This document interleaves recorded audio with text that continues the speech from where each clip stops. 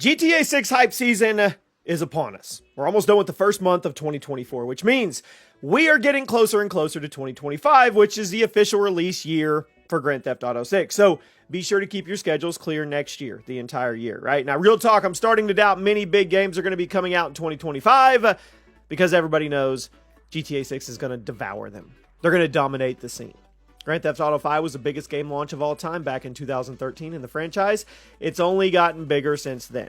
GTA 5 generated over $1 billion in 3 days. So I think it's safe to assume that GTA 6 is going to do that in a matter of hours, which is kind of insane if you think about it. So with how huge of a game it's going to be, there is a lot of news coming out about it at all times. So today we're going to catch you up to speed on everything GTA 6, including news on the Florida Joker lawsuit, some updates on GTA Online, and potentially even some news on a PS5 Pro tie-in. You heard me right. Let me know in the comments if you're excited for the game. Drop a like on the video.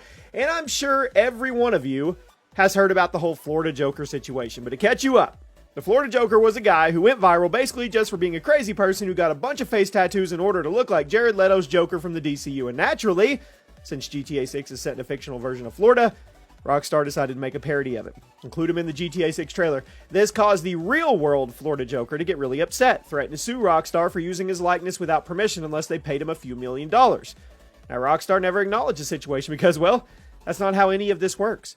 You don't need someone's permission to make a parody of them, and the Florida Joker's entire identity is based around a DC character that he didn't create, so the fact that he's getting mad at Rockstar for using his likeness without permission, it's actually pretty rich. On top of it, if the Florida Joker actually had a case to make against Rockstar, you would have just filed the lawsuit. The fact that he basically threatened them and tried to get them to pay him millions of dollars directly without going to court kind of exposes the fact that he doesn't actually have a case. But believe it or not, we actually have an update on that whole situation. Before we get into it, guys, if you get anything from G2A.com, make sure to use code CHAOS. Get yourself some cash back. The link is at the top of the description.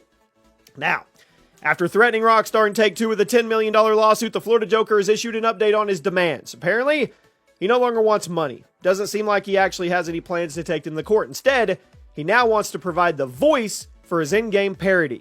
So to recap, he demanded millions of dollars from Rockstar in order to avoid a lawsuit, then he threatened an actual lawsuit, and now he just wants to voice the character instead of doing any of that stuff. Yeah, he's out there. There's no way Rockstar would Take-Two cave to any of his demands, right? Right? Well, maybe there's a slight chance. I mean, this was all a bit of viral marketing for GTA 6, and the real-world Florida Joker is actually providing the voice for the in-game parody. I think it's kind of a good idea. I'm not going to totally rule it out, because Rockstar is the kind of company that would totally get somebody to provide the voice of their own in-game parody, but at the same time, I don't think they would feel the need to resort to some kind of viral marketing campaign. Rockstar knows GTA 6 is going to break the internet, absolutely destroy it, no matter what. There's no need for viral marketing stunts. I think this is all just a case of a public figure getting upset about a GTA parody of them and now trying to save face after making a fool of themselves. But you guys let me know what you think in the comments. Now, let's shift focus to GTA Online. We don't have any concrete updates as to the new version of GTA Online that's surely going to come with GTA 6, probably a month or two after the game launches, but Rockstar has recently alluded to the fate of the current version of GTA Online since GTA 6 drops. GTA Online launched back in 2013. Has remained one of the most popular multiplayer games on the planet, but Rockstar has remained ambiguous as to whether they're going to keep supporting the game once the new version comes out, or if they're going to shut it down and trust everyone to move over to the new version. According to insider reports, it may actually end up being a bit of both. The most recent intel I've heard is that while the new version of Online is going to be the focus, there will be some portion of the team dedicated to maintaining the previous version. It's likely that the existing version of GTA Online isn't going to be getting any major content patches, but will still reportedly be getting stability patches. It's possible that it could even get incorporated into the new GTA Online somehow, so that way longtime players don't lose their progress. From what it sounds like, there might actually be some kind of portal included in GTA Online 2 that syncs with your Online 1 account, maybe, meaning you could still access your character, possibly even the map, but I don't know.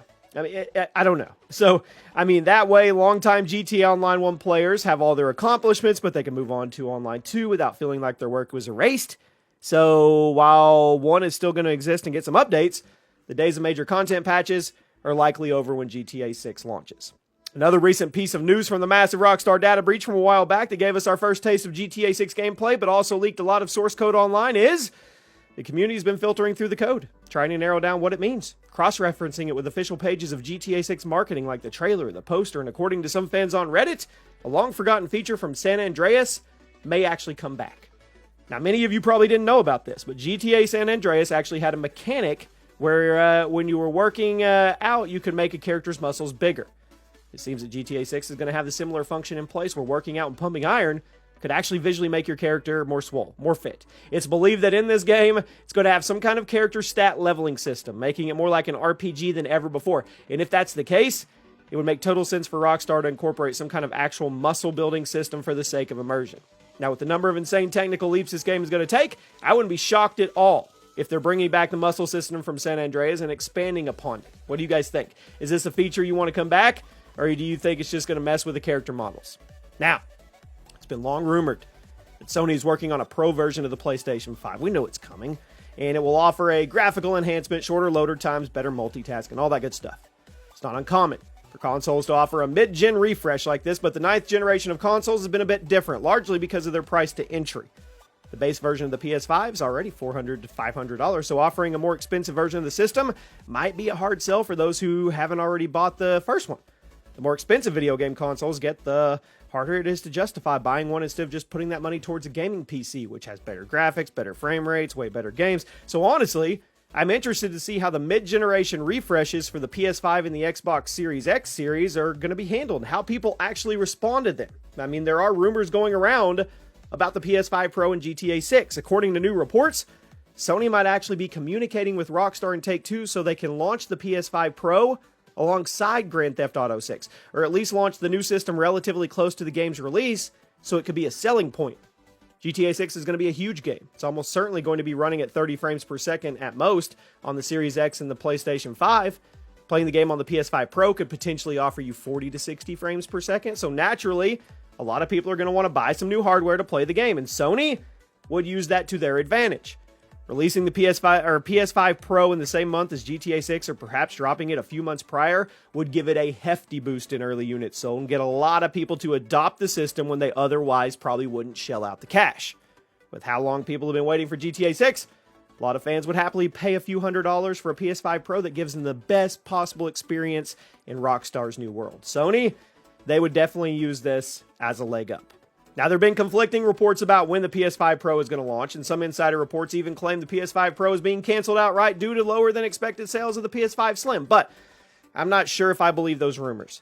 I mean, when a piece of hardware has been in works for as long as the PS5 Pro reportedly has, I don't think the company paying the bills is just going to pull the plug without trying to make their money back. What do you guys think? Even if they're not super confident in the bottom line, I just don't see that happening.